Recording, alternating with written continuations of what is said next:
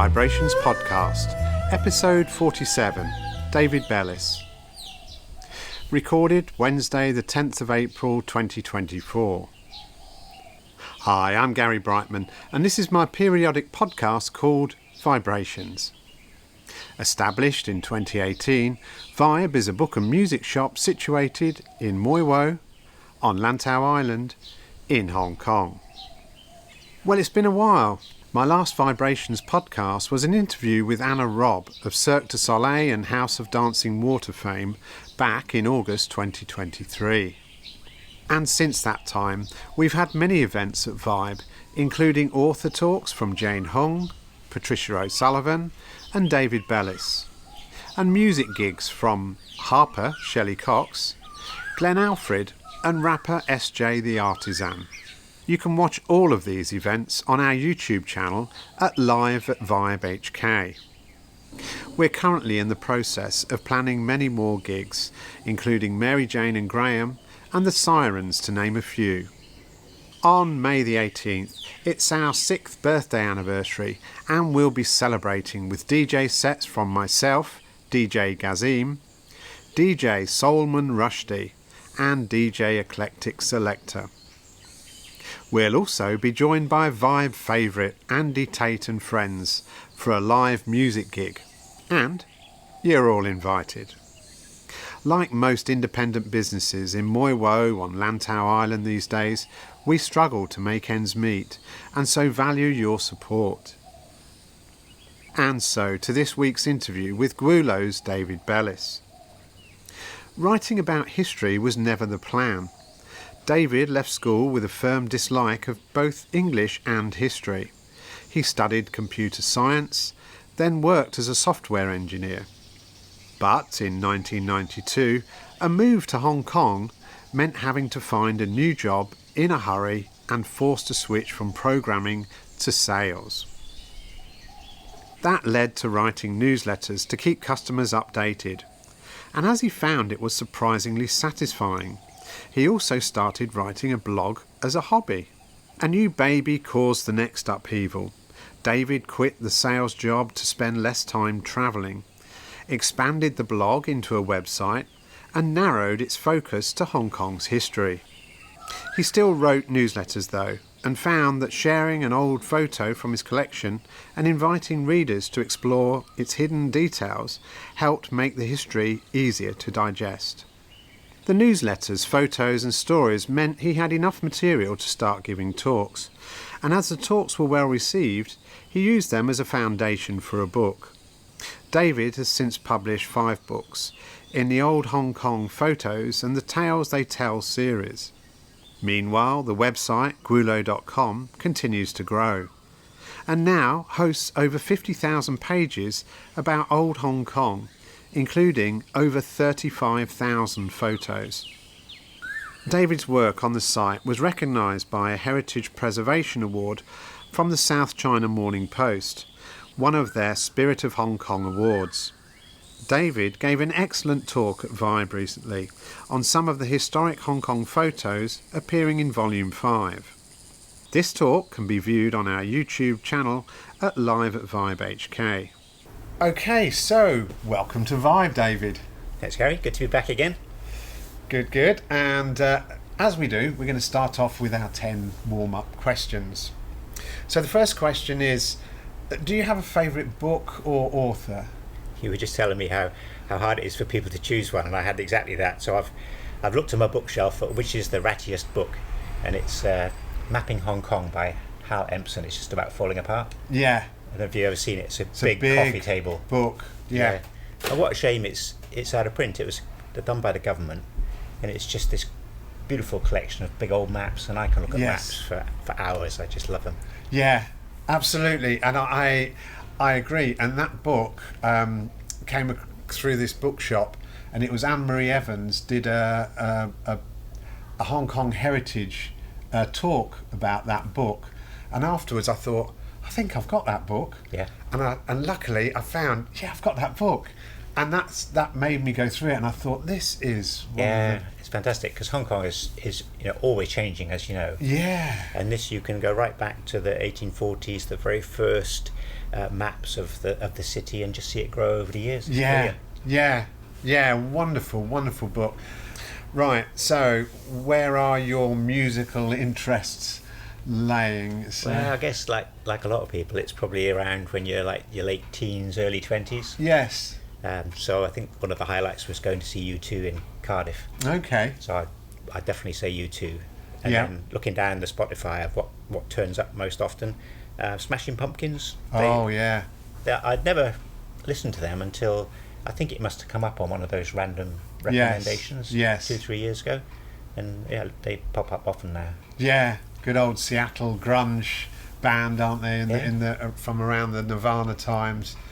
And I would agree with you. My teenage years really have shaped my whole interest in music. So totally get the U2 thing and the Smashing Pumpkins. Okay, favourite films? The ones I like are the ones that they're a bit of fun. Yeah. They're the ones I go back to. Yeah. So like you see something like an Oppenheimer, and you come out and think, oh, that was a good film, but I probably wouldn't go and see it again. Yes. The ones that will just say, oh, how about watching that again, would be things like Groundhog Day, Yeah. Jerry Maguire, Yes. Something's Got to Give. You're usually pretty light-hearted. Yeah. Something along those Yeah. lines. Preferred drink? I do like a London Pride. Yeah, we did the guided tour of the Fuller's Brewery a couple of years back. Yeah. So that was funny, because they were saying that London Pride is now your dad's beer. So no young people would be seen dead drinking it. That was a real problem for them. So now there's a cloudy London Pride, Right. which is what you drink if you're young and hip. Okay, I If see you're it. an old fart like us, then we have the London Yeah. Pride. That's funny, isn't it? We've now reached the age that our fathers were, that we Yes. used to take We the are the mickey out of dads. them. We are the dads. Okay, do you have a life motto? I do like It's a Funny Old Life. You'll probably hear me say that at regular intervals. Yeah, And I think that probably goes back to the Life of Brian's and whatever. It's, yes, life's just quite ridiculous. So talking about how we've ended up where we are, but where we started out, it's not the usual career path. So it's just funny how it turns out. Yeah. Funny old life. funny old life, absolutely. Thank God for that, really. Favourite Hong Kong walk? Yeah, there's one that we used to do when the girls were younger. We haven't done it so much now, but it's get the ferry to Yung Shue Wan, walk across Lama, head off to Lo So Sing Beach. Okay. Spend the afternoon it's there, nice. have a good swim, back to Sok Wu Wan, have the seafood dinner, Oh, yes. and go home. And on a Yeah. sunny day, can't beat it. Even on a autumn day, beautiful. Yeah. Yeah, and then that's the beauty of living here, isn't it, in a way? You can do that, you can have that day out, and it's all... Yeah, then back on the ferry, and you're back in Yeah. the middle of Central, and yeah. so it's all on your doorstep. You're back in the hubbub again. Hong Kong restaurant. The Globe I mentioned earlier, that would be a favourite. Go and have a steak Yes. kidney pie. At the Globe. I do like their pies. I enjoy the Indian food. We go to Branto's over in Okay. TST. Right. Veggie Indian, that's good. What about the best advice you were given? Well, not quite advice, but one of those sort of having ended up Yeah. writing stuff and putting it out in public, the idea that you can't please all the people all the time, Yes. I just find very reassuring, because when I started, I Yeah. used to get really upset when people didn't like something I was doing. Yes. And it's funny, you can have 10 people say that's great, and then one person comes and says, oh, you're a fraud or whatever. Yes. And I would really dwell on the one bad one instead of... Yes. So just trying to remember that you can't please all the people all the time, and Yeah. if they're not enjoying it, well, there's plenty of other stuff to go and do. So finish this sentence. I live in Hong Kong because Because it's a funny old life. I was on the way to Australia, and I stopped here on the way, and okay. yeah, I did end up going on to Australia. It was the working holiday visa time. Right. So Okay. I Yes. could go there for a year. And while I was there, I found I was really missing Hong Kong, and I signed up for a Cantonese night class and just got ready to come back here. So I had to go back to the UK to be best man for a couple of friends. Yes. And after that, it was just save up and come Yeah. back to Hong Kong again. You were going to Australia. What year would that have been in, roughly? 89. In 89, Yeah. so at the end of the 80s, you flew and you did a stopover for what, a few days, or? Well, no, because it was that time when I got the visa, it said, "Oh, you've got up to a year to arrive," which I didn't realise. Okay. And I thought, Okay, that's good. I didn't know that. yeah, so that gave you this flexibility, and at that point you could get off the plane with a UK passport. Yeah. You didn't need a visa or anything in Hong Kong. You could just Yeah. look for work. So I thought, I'll give it a go. Yeah. Yeah. So ended up Chungking Mansions, as the guidebooks sent me there. Yeah. And then I rented a room in Kimberley Street. Right. And just round the started corner, desperately yeah. looking for work. And Wow. managed to get some work in a local software house. Yes. And that paid the bills. And then did that pretty much up until the day that I had to go to Australia and start. Okay. That lasted almost a year then. About 8 months, I think I was About here. 8 months, So yeah. long enough to get a feel for the place Yeah. and also go Yeah. from. I arrived in October and I'd left Yeah. frosty Britain to come to October, Hong Kong. Oh, God. I thought I've arrived in Oh, heaven. You have Yeah. arrived in heaven, haven't you? God, October from that. Yeah, it's just chalk and cheese, isn't it? It's Yeah. just such a great place. But then I was here long enough to go through the mouldy February, March, and the hot summer. Yeah. And you have seen a bit of everything then, and still liked it. So Yeah. came back with my eyes open after that. Yeah, it's a shock, isn't it? The first summer you live here, I think you're like, when's this going to end? You Yeah. know, and people are saying survive the summer and all this sort of stuff, and you're like, aircon becomes your best friend and Yes. everything. So I'm just looking at you with a beard, which is a good thing to have Yeah. managed to keep. I arrived with a beard, but I think, come about April, I thought, oh, it's got to go. too hot. Yeah, that was the end of the beard. Do you have a favourite area of Hong Kong? Now, this was a bit of a toss-up for the earlier question about favourite Hong Kong walk. We go to the Tai Long Wan, that big beach north of Sai Kung, Oh yes, Ham Tin, Tai Long Wan. yeah, That's just beautiful. yeah, And that's another moment where you think, well, I've been transported to this whole other yeah. country almost. Yeah, doesn't seem like Hong Kong, isn't Yeah. it? It's funny you should say that, because I have friends that live in Sai Kung, and I've just started to go up there once every other week and go walking up there. So I'm just really starting to explore. I've been to Sai Kung, my brother lived there for a while, but properly explore it Yeah. now, and it does have that totally different vibe, as Yeah. you say. Yeah, and up in the northeast, up towards South Gok, a bit further north. Yeah. And you've got like the abandoned villages. And there's Yeah. a spot we went through a couple of years back, and we came to this ruined village, and there was quite a crowd of people, and the path had been really quiet. We didn't know what was going on. Yeah. And there was these beautiful cascading vines with loads of lovely flowers on. And we just happened to have Yeah. turned up in the couple of weeks it That was they're there. out Yeah. in the year. We went there last week thinking we'd timed it right. And, Yeah. and there was just a pile of dead flowers on the floor, and so it was a long walk for nothing. It's a game of two halves. Yeah. But if you catch it right, it's quite stunning. Yeah, it's then that you can realise how lucky you were, really, isn't Yes. it? Okay, so, David, that's the questions over with. What we're going to do now is perhaps take a few little steps back to your life prior to living in Hong Kong. Where did you come from? Where did you live? And what precipitated that move to want to go and live in Australia? The visit to Australia, yeah. Yeah.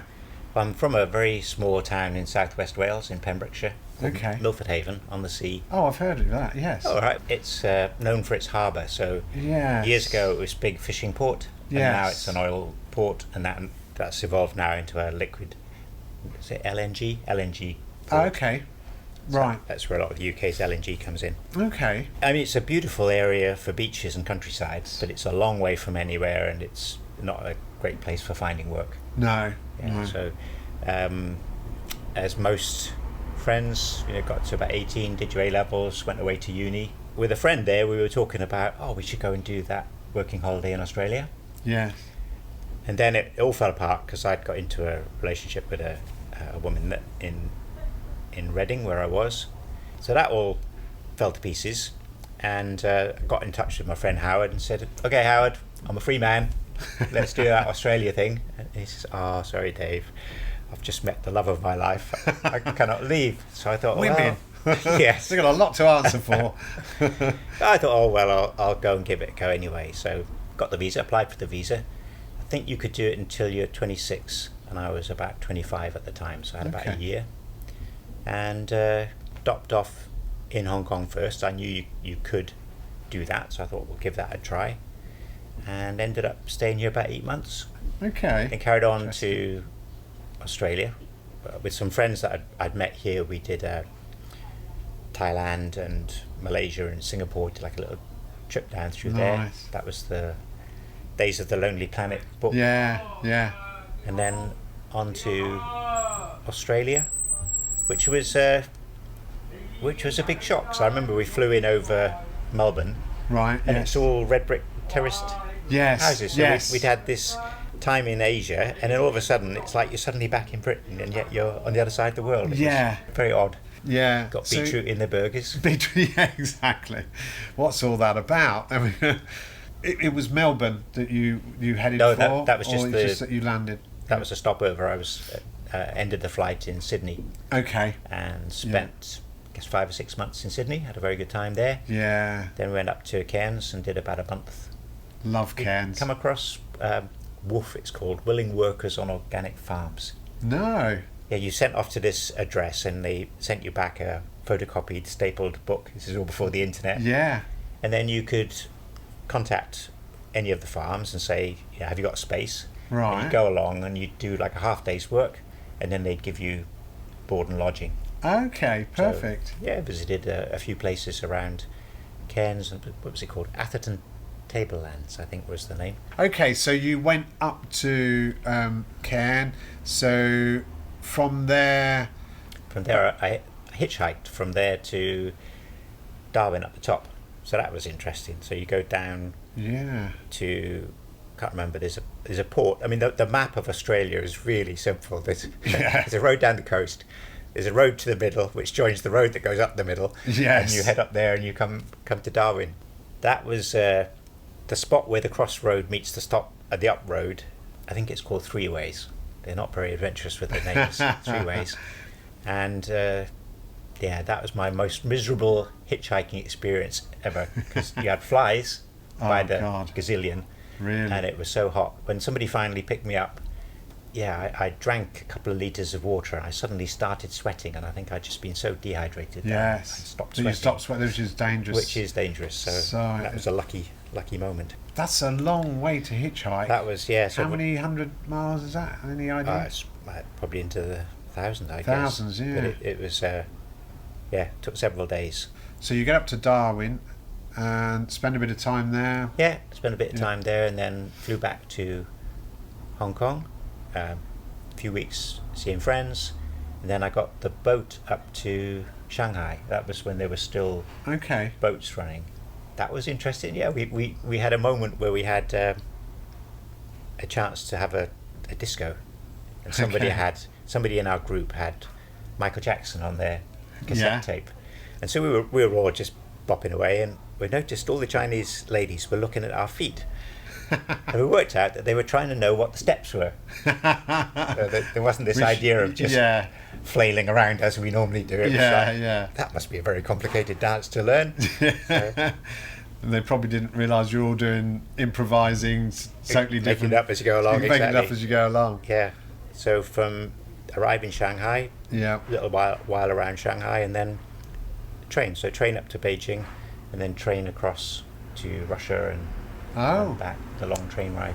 Okay, so you actually headed back to the UK by land. Yeah, that was that's fantastic. Yeah, that's a really. I wish I had the imagination to do what you did at that age. I'm very impressed with that, actually. Oh, it was good fun. Yeah, it was. You had a very different experience depending on your coach. There was one man that we met. You'd always see him sitting in the corridor. You'd never see him sitting in his cabin. We asked, and he pulled back the door, and you know those red, white and blue bags that people have when they're moving usually. Yeah. So his whole cabin was chock full of those, and it was Chinese traders were taking stuff up to Russia to sell. Oh, okay. So there was no room. He could just squeeze through a gap and get onto his bunk to go to sleep. Oh, so he used to... Otherwise you'd have to sit on the seat in the corridor. So he filled his cabin with those big bags like the Not Filipinos. him. The other three used to people ship in his things cabin with. were the Chinese traders. Okay. They'd filled it up, and he was the poor guy with no. Were worth more than him. So you eventually got back to the UK. That would have been sort of early 90s, would it? Yeah, where are we up to? 91, I think. 91. And then what happened? Did you have some urge to move to Hong Kong then after that? Was that because that was the highlight of that? Yeah, trip, very much. or- So in Yeah. Australia, I'd been learning the Cantonese, and I was all looking forward to going back to Yes. Hong Kong. I had to go back to the UK. A couple of weddings that I needed to Yeah. be the best man at, and then after that, it was find a job and just save up enough to be able to fly back to Hong Kong again. Yeah, So yeah. That was the goal. I came back in '92 and then been here since. Okay. Yeah, that was about the time my brother moved here, I think, 91, 92. Good times here in Hong Kong, and a different landscape to what you see today. Yeah.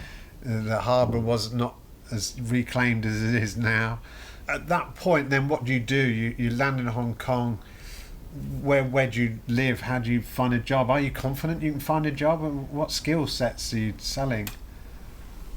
That's a good question. I'd been here before and I had found a job, so I had a feeling that something will work out. Yeah. And we were chatting earlier about there always seems to be some opportunity in Hong Kong. Yeah. Someone somewhere will find Yes. something that they think if they like you and think you can do a decent job, you'll end up doing something maybe not what you originally planned. Yes. But Yeah. one of the friends that I'd gone down through Asia with, he was coming back as well. Right. So we knew we'd rent a flat together. Okay, that We helps, doesn't did it? a flat share, that was good. And then, get out, start looking for work, and ended up in more of an IT support role, like a company that did tech support for Yeah. other companies. Okay. And we were just at that lucky last step, because at that point, all of the things that you did with computers and PCs was all in English. Right. Yes. So speaking English gave you this just huge This advantage. edge, yeah. And it was just at the transition when they were starting to introduce Chinese data input and Chinese display. Right. And then when Windows came out, when a Chinese Windows, Yes. then suddenly my lack of Chinese Yeah. was a great liability again. So that was a switch to more like selling software. Yeah. Okay. Yes. So that kind of put you out of work in that respect. So then, where do you go from there? Then I was selling software and started my own company and was a distributor of software for a while, Okay. and got lucky with, don't know if you can remember WAP, W-A-P. It was all about sort of an early Yeah. internet on the mobile phones. Yes. We had some software that was pretty good in that area. Yeah. Okay. So that did very well. Yeah. And then the company that supplied got bought out, and I ended up going and working for them. Right. So that was a few years with that. And then when our second daughter was born, I was having to do quite a lot of regional travel. Yeah. And we said, well, do we really want to keep doing this 1 or 2 weeks away each month? It'd be better if I was at home. And that's when we started doing the... Was that historic? No, it wasn't. It pictures, was or about the expat life in Hong Kong. okay. Not very original. Yeah, and Well, it is to people not in Hong Kong. well, people who are visiting and people who Yes. are arriving. It was quite handy. Yeah. And my partner in crime, Ross, is a very good writer. It's these sort of openings into the hill below the Kowloon Park, Okay. and just asking, what were they, and what Yeah. started a conversation. Turns out they were the old air raid shelters from Okay. the Second World War. There was Right. this great network of tunnels under the Kowloon Park. So along sort of Hayfong Road. The entrances are along Canton Road, Canton Road at the side. and Austin Road. That end. Okay. Yeah. You've got that big sort of wall sort of area up there, haven't you? It's quite Yes. high. Yes. Yeah. And there are, if you know where to look. If you've got that train spotter gene, there's a Yes. few little places where there's vents in the wall and you can feel like a draft coming out. Okay. So they've been covered over now, but those are the old entrances to the Right. the So tunnels. underneath Kowloon Park is a air raid shelter. There's rooms under there. Yeah, great long tunnels under Tunnels, there, and yeah. these are all over Hong Kong. So Yeah. like Leighton Hill has another big network. Right. So that was one of those forks in the road where Yes. we just started writing more and more about history. And I always joke that Hong Kong history is just a lot more interesting than my expat life. So Yeah. that's the way we went. Yeah, and I think that's true with all respect, isn't it? I mean, I'm a big fan of Hong Kong history as well. Yeah. There's a great depth to it.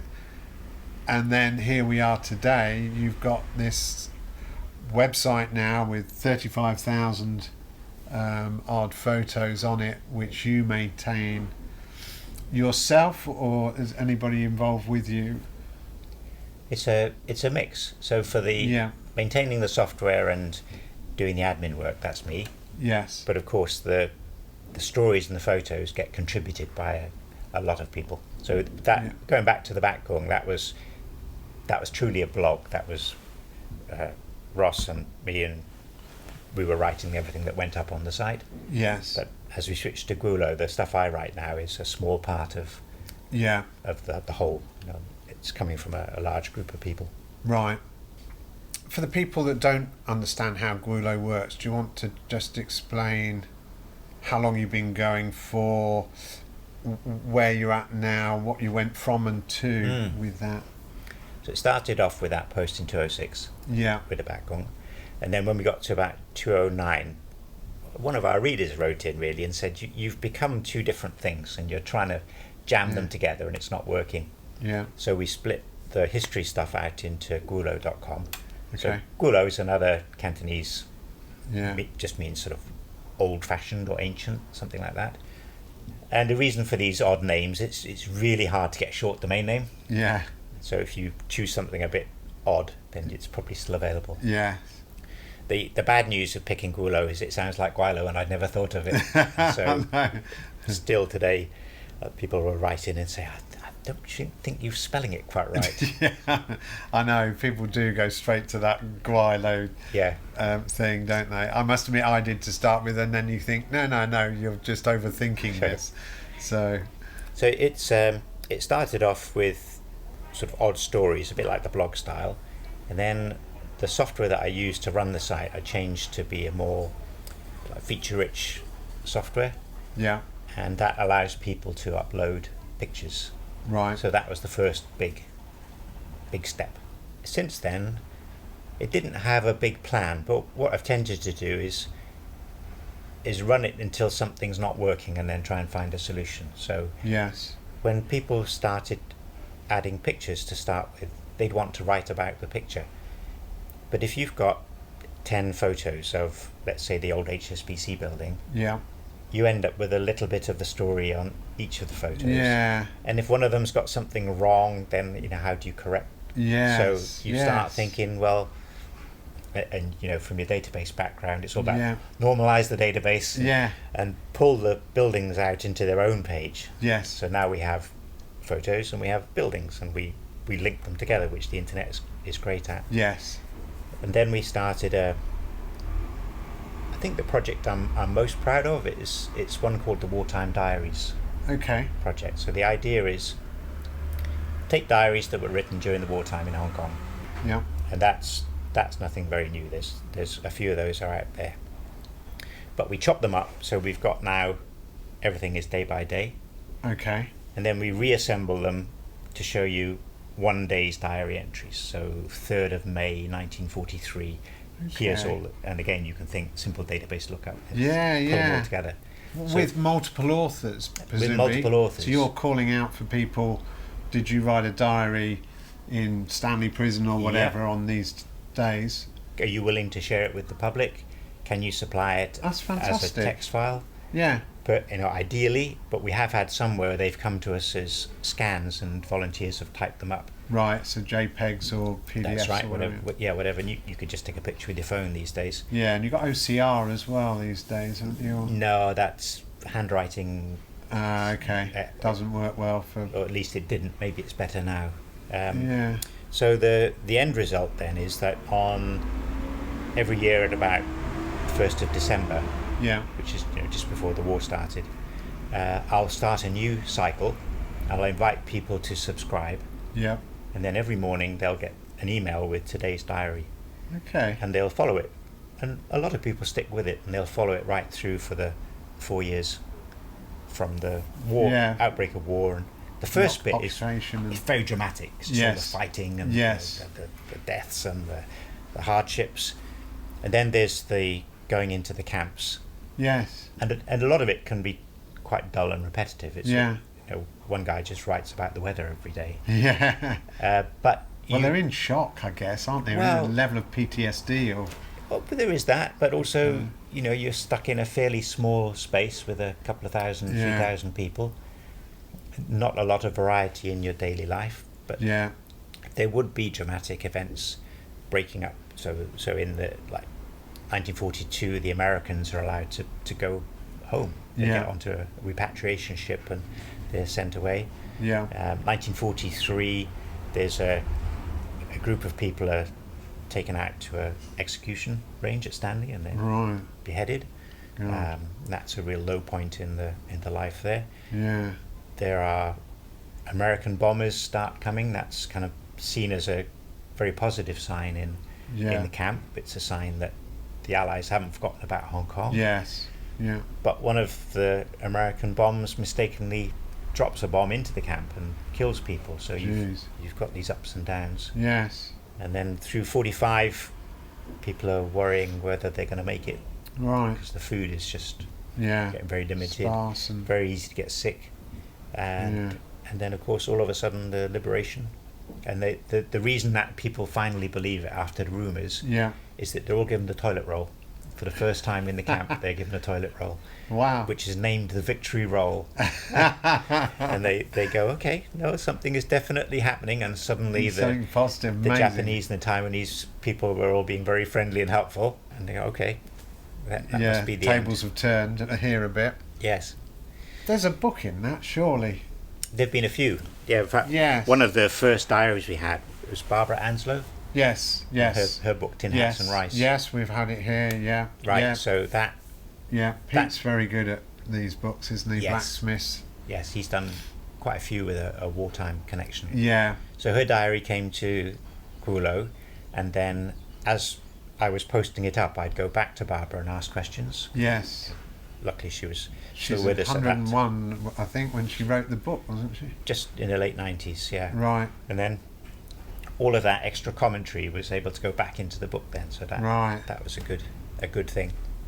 But the feedback from people has been that, especially if you had someone who was there and didn't talk about it, which was not uncommon, people just didn't talk about their war experiences. And so some of the family members have been able to follow through the diaries and they'll say at the end of it, okay, now I can understand.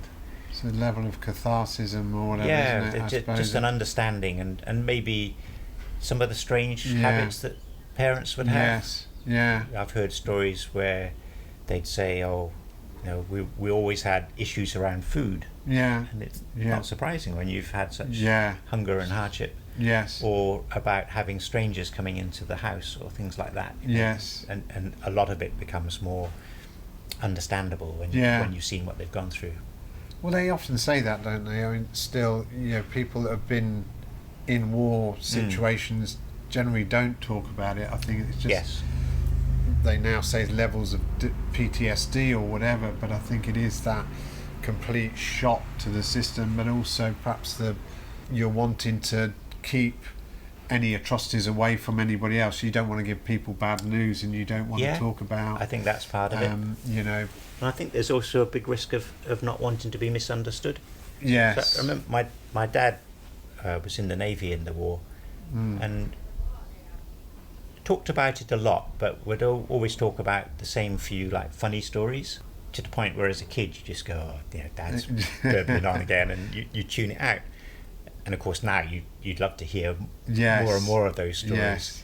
The only time he came out with a sort of a dark story was we'd watched this war movie. It was one Sunday afternoon, and I wasn't very old. I was probably in my 11, 12, something like that. And he said, one time we had a group come to us that had been in a fight, and as they came up on the deck, they had these rubber boiler suits, and they were falling off them, and we couldn't work out what it was, and then we worked out it was their skin, which is and I just didn't know what to do with that. I know. As a young kid, I had nothing to say, No. and so Very dark. very dark. That was it, and Yeah. we never talked about anything like that ever again. And maybe that memory had just come to him through that Sunday afternoon film. I think so. Yeah. Just that image that you can't erase, I suppose, but you push it as far back as you can. You can, yeah, and but It's can't- horrendous, isn't it, to see people in that state? And then how do you talk about that to someone who's not been through those sort of things? Yeah. So I think the only time he would talk was if he was with his old mates who'd been through the same Same experiences. Yeah, so what you're doing really with these diaries is you're providing this sort of service which is putting things together, which is allowing sort of stitching a patchwork quilt of what Yes. happened each day.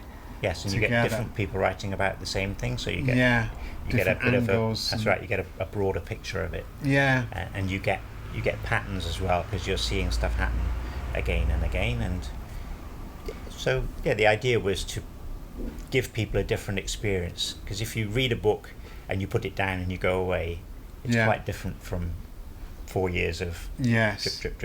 Yeah, very definitely, yeah. So that was So that information, that's all within the Gulo website. People can search yep. War Diaries, Yeah, Gulo Wartime Diaries. Wartime Diaries on there. I do still think there is a book in that, actually. No, but this project is also building on work that other people have done. So Yes. Tony Bannum's books Yeah, okay. are very much this kind of his website is Along those lines. the Hong Kong War Diaries. Yes, so he yes, works yes. on a long timeline, Yeah. and he has books about the fighting and about the Lisbon Maru and Yeah. about the people who were in the camps. He's done that. Yeah, these book very, subjects very well. are covered from other angles. But this is because we're not Yeah. limited by the space of a book. Yeah, This tends to be a lot more information on any one day. If you compiled the whole thing into a book, it would be quite be a big tome, wouldn't Yeah. it? Yeah, because I guess you're using people's words, their own words Their on own their words. own diaries, which yes, you do tend to sort of waffle a bit, maybe, and you know, a book will use artistic license to slash things here, there, and everywhere. So I think it is quite interesting to read that warts and all thing. warts and all is very important. Yeah, because these Yeah. were written without the expectation of anyone reading it. Yeah. You know, they're private things. Yes. So Yeah, private thoughts. yeah. Okay, so that's one of the things you've been working on. So what we're going to do now is just talk briefly about the next steps for you. So you've made a big life decision to turn into another chapter. Do you want to tell us about that and how you plan to sort of execute things? Yeah, so the big change for us is this July we'll be heading to the UK to live. So it's one of those times in life where it all makes sense. Our younger daughter will be graduating in the UK this year. Our older daughter graduates. Our younger daughter starts uni in September in the UK. Yeah. And mum's in her 90s now, so it's just going to be close to family for the next few years at least.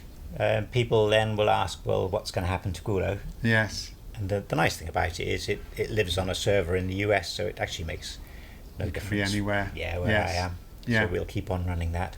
But there is also a bit of a feeling of, well, I'll be 60 this year, and if I'm still doing this when I'm 65, you know, is that a good thing? Should I be thinking about finding another way to run it? So I'm not giving it serious thought yet, but I can see that over the next 4 or 5 years it'll be time to find succession planning of some sort. That's right. Keep it going.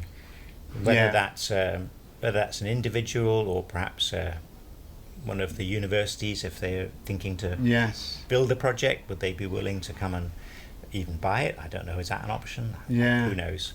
To me, that would make the most sense. You know, for somebody, an institution of some sort, to come in and purchase really something which is a half a life's work there of 35,000 pictures and stories and the links and the things they got to put together.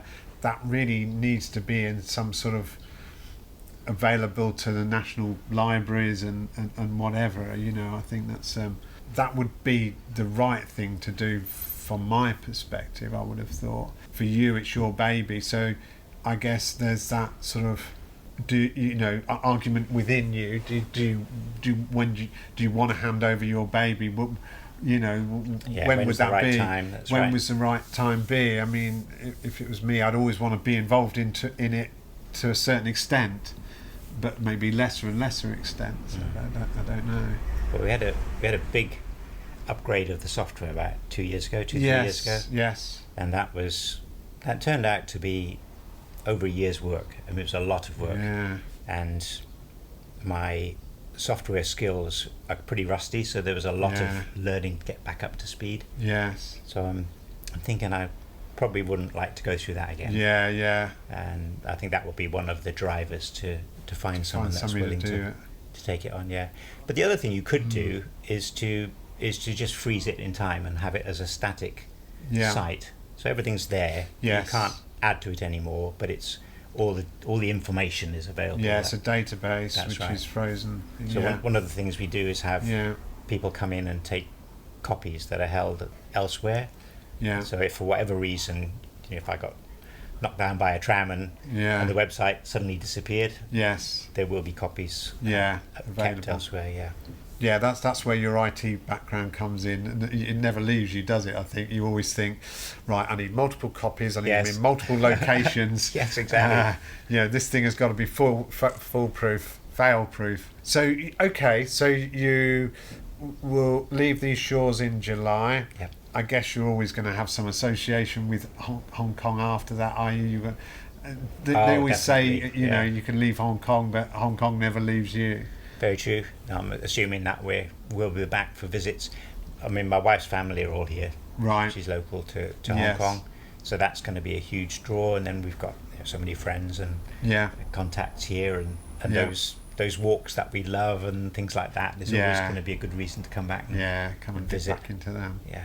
I was reading yesterday's update of the newsletter, and you're planning 2 talks. I guess now you've got this thing, and I can see it with you actually at the start of the year, that you now got this sort of timetable of things that you're doing. Do you want to tell us a little bit about those?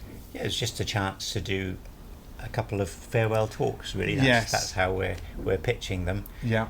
The talks I always enjoy giving, and I think people enjoy seeing them. We show photos in quite a different way. We don't put them up like a PowerPoint, but we put up high resolution copies and we zoom in and show details, and people enjoy that. Absolutely love it. Yes. So I wanted to do a little bit of a run through of how the site grew over time and why some of the reasons, without getting too nerdy, and hopefully keeping it interesting. Yeah. And then have a section on favourite photos. Right. Okay. Because they're really what Gulo's best known for, I think. Is the photos. Yeah. And that to me is always the photo that's got a story to tell.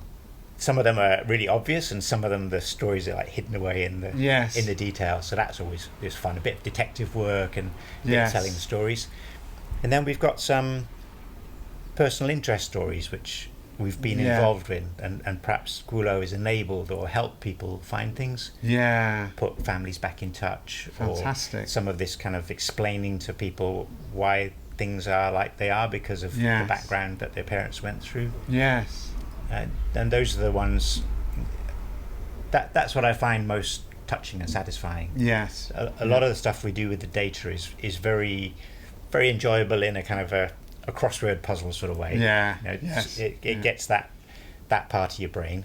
Yeah. But the bits where you've helped people is so much more sort of rewarding, isn't it? Touches your heart more. Yeah, the emotional side of it, I think that's the untold story of the whole thing, actually. I think you must have many, many, many of those stories there of links that you've put together with people and families, and that service is really unmatched in that area in Hong Kong for Hong Kong's history. It's not a many and many, actually. It only happens a few times a year, I'd say. Yeah. But when it does happen, or at least that's when we hear about it. Yes. But when it does happen, it's very, very satisfying. As you say, that's when you hear about it. There may be many times that people have put 2 and 2 together and found out these things by using your site. Yeah. And that's worked. Okay, so two last overviews. They are. Do you want to say where they are and when they are? Yes, we've got 2 dates booked. The first one is 8th of May, and that's at the Science Museum's lecture hall. Right. And they have got this beautifully sharp projector. So that's what I'm looking forward to using there. Yeah.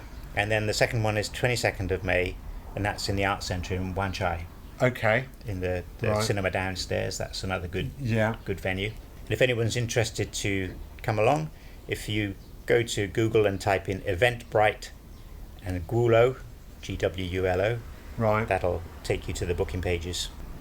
And I understand you've created some books as well along the way, which you mentioned earlier on. What are those books about? How many are there? Where are they available? The books came from giving talks. Yeah. I actually started off with giving talks, and then the talks I've compiled into the book. So the books gather some of my favourite photos that have what I think are the best stories. Yes. And we've ended up with a series of 5 books. So it's Old Hong Kong Photos and the Tales They Tell, volumes 1 to 5. You can certainly find them here at Vibe. You can find them on our website. You can find them at other bookstores around Hong Kong. Okay. It just remains for me to say, David Bellis, thank you very much for coming today. It's a pleasure. Thanks, Gary. You can listen to all our VIBErations podcasts published on Spotify, Google Podcasts, Apple Podcasts, Podbean, Amazon Music, TuneIn and Alexa, Stitcher, Listening Notes, Player FM, SoundCloud and a few others. Or you can watch on our YouTube channel under Live at Vibe HK, or follow the links from my website at vibehk.com. The opening and closing music comes from Celestial and is called Green Island Dub and is on the Retrospect vinyl album on sale at Vibe. Finally, a reminder that Vibe is open 7 days a week, every day of the year, from 12 noon until approximately 6:30 p.m. Well, that's it for now. Thanks for listening to the 47th Vibe Book and Music Shop podcast called VIBErations. I'm Gary Brightman. You get my vibe? Can you imagine what this old island must have looked like to those Dutch sailors when they first saw it? Fresh green. Like a dream of a new world. They must have held their breath. Afraid it would disappear before they could touch it.